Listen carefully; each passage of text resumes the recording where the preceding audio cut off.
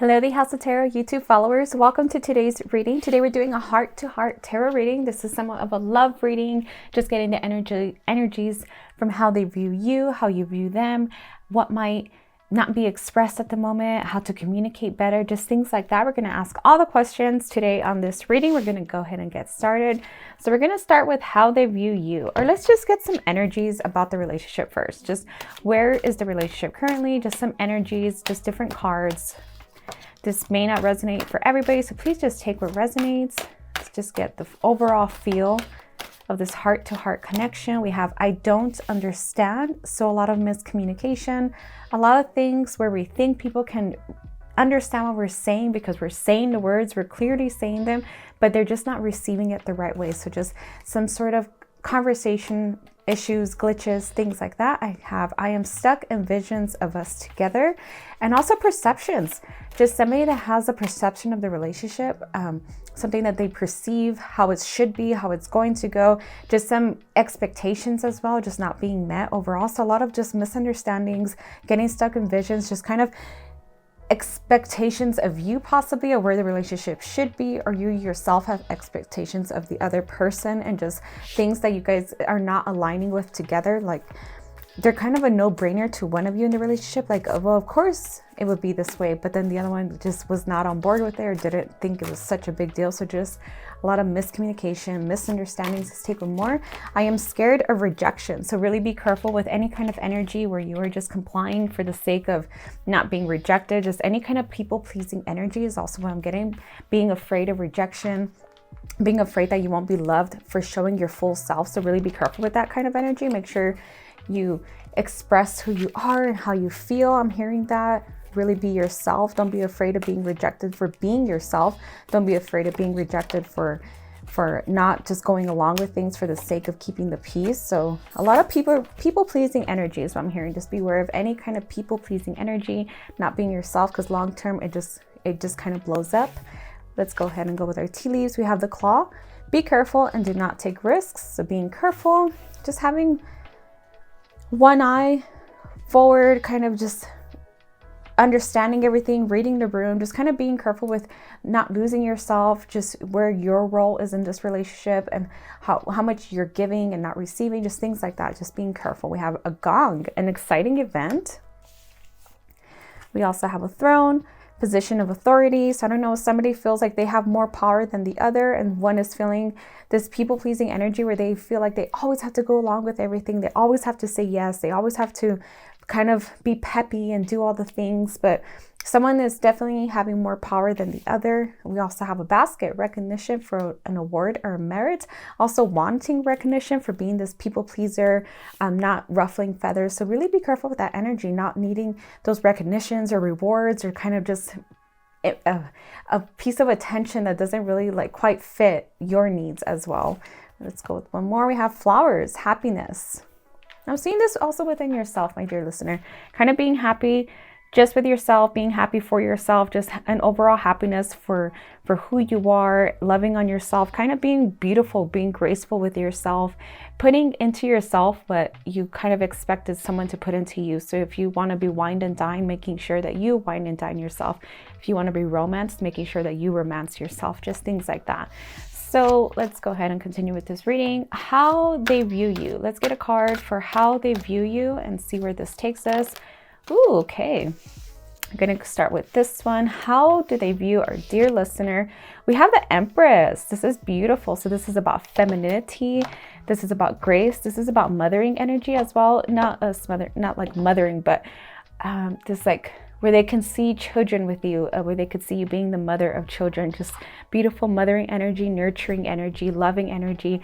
Also sex kitten energy, sexy, sex appeal, just really beautiful and graceful. So making sure that you also invest in this side of yourself, by yourself and yourself. So we have how they view you is as the Empress, and that's very beautiful, elegant, something to be cherished, something to be adored, romanticized, just things like that. Just somebody very, very beautiful. We're going to take one more that fell here. We have the Wheel of Fortune, and I see that they see range in you. They see that you're a person that can do two polar opposites. So if I'm hearing any Geminis out there, just somebody that can wear a lot of hats and have a lot of range within you. Also somebody that's never the same in 1 year. Like you could be afraid of swimming 1 year and then 3 years you could just have overcome that issue, and you're just somebody that can express so much range. So they can express fear and strength and conquering and beauty and femininity, and also their masculine side and being rugged, just a lot of range. I see that they see you with so much range, so much excitement, and that's something that really fills them. It's something that they really need within themselves, just to see this kind of range within you. So if any Geminis I'm reading out there, or anybody, just anybody that loves to change their persona, anybody that wakes up and says, I feel like being a vampire today, and they kind of vamp it up and they're wearing different makeup today, or they even put on a wig. They just see you with so much beautiful range and how they could take you anywhere. I'm hearing they can take you to their work event. They could take you out with the guys. They could take you anywhere. And it's not this people-pleasing energy. I'm seeing that you just kind of possess this range because you're very secure with yourself. So also be careful with any people-pleasing energy. I keep going back to this, being careful with being rejected, because I think what they fall in love with you is because you're strong with who you are. You're confident with who you are. You love who you are. You're not afraid to show it. You're not afraid to be it. So we don't have to be afraid of being rejected, being unwanted, having to people please, having to be out of our element just to be here, just things like that. Just know that they liked you because you were who you are. So let's take more cards. Let's see how you view them. Let's see if you're even good enough. You have this beautiful range. You're a beautiful person. How do you view them? Let's see if this is a good match, first of all. So how do you view them? As a Temperance, somebody very fair, somebody very loving. I'm seeing just an overall fairness, like they're a good person. I can't find the word. I keep seeing it in my head. They're noble. I'm seeing they have a lot of nobility. They're somebody that kind of lives their life with a very noble, very graceful way. They're very fair. They're very kind. They're never too far off on one end and too far off on the other. They're not a people pleaser either. I'm seeing they're just a very fair, overall grounded person. So they're very good with themselves. And I feel like this is a really beautiful combination because you yourself are a good person. You can show a lot of range. And I feel they're very fair in the end. So whatever, I'm sensing a lot of fear. I keep kind of going back to this, like being careful and being scared of rejection. So I feel like whatever you kind of show of yourself, even the darkest moments, the darkest past, anything like that, not that you have to share it right away or share it now. It could be saved for later. I feel like they're gonna be a very peaceful source, very peaceful person to be around as you're navigating through your ins and outs, through your different ranges. They're just a good, peaceful person that has like a stillness, has a lot of love for you, has a lot of grace for you and what you possibly have been through in the past, or what you might be going through currently, or anything that you guys have to conquer together. I feel like they're a very grounded individual to have by your side. So what else? How do you view them? Any other cards? Ooh, we have these two that shot out. I'll take the bottom one. We have the Seven of Swords, so a lot of ideas coming in. You view them also with a lot of range, a lot of things to offer, a lot of ideas, a lot of input, just things like that. A lot of even travel ideas is what I'm seeing with some of you. I'm seeing sunsets, I'm seeing sundowns, lounging. Like I see that they really know how to travel, how to be around the world. I'm seeing that really fits well with you. I'm seeing that they have like a lot of things to contribute to your life. So out of this, all of this range that you may possess, I feel this person is the great counter to that, the great mirror to show this to reflect back to you what they also have to offer, how they can kind of put this into play. And seeing this even in a good partnership, even in business. So if we're talking about somebody that you might also be going into business with, for some of you, this is a good person to have by your side, because I feel like you can have the range, you can start the ideas, but I feel they have the picture, or you can have the visualization, but I feel they have the execution. I feel they know how to execute things, how to take it forward, how to take it into the sunset, how to take it a lot higher than where you are, where you can stand currently. So I feel like it's a good combination, a good grounding combination, and where one has the yin, the other has the yang, and things like that. So what's their current emotional state with you? What's just an emotional state where they're at? What's going on currently? Let's see. We have the Hermit. So I'm seeing them very grounded again, very into themselves, very into keeping to themselves. So some of you are kind of worried, like why they don't text you all day, why they don't call back endlessly, or why they kind of don't have this chase aspect for you. I'm seeing that they're very involved with themselves and a spiritual journey that they might be going through. So they might even be reading about something, researching something. I see like a definite growth between them, within them. They're going through some kind of growth aspect in their lives, just something that they can never turn back from, that they can never look back from. So something very big is also happening in their life right now. So if their emotional state towards you is a little bit of indifference, a little bit of stepping back, taking time off, things like that, obviously it's not for you to kind of do the chasing or things like that, but they're also kind of going through something themselves. So it's kind of a mirror back to you where you can be your beautiful range and reflect on yourself as well, and kind of invest in what you're trying to go through as well, what your interests are, and kind of decenter them for a while as they're navigating through this. And what else? What's the hidden truth of the things they might not be expressing towards you? What's something that they're possibly hiding, not expressing? Okay, we have the Six of Wands, and this is about a wheel at the moment. This is about their spirit. Just something, a lot of emotions going through them. They're not expressing every single emotion. They're kind of somebody that kind of sits back, stays quiet, goes within, and you kind of don't know what they're thinking.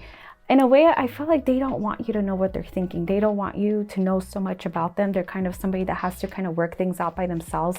They don't want too many people involved in what they're going through. I'm not sure. They're also like fighting demons, fighting something from the past, fighting old traumas.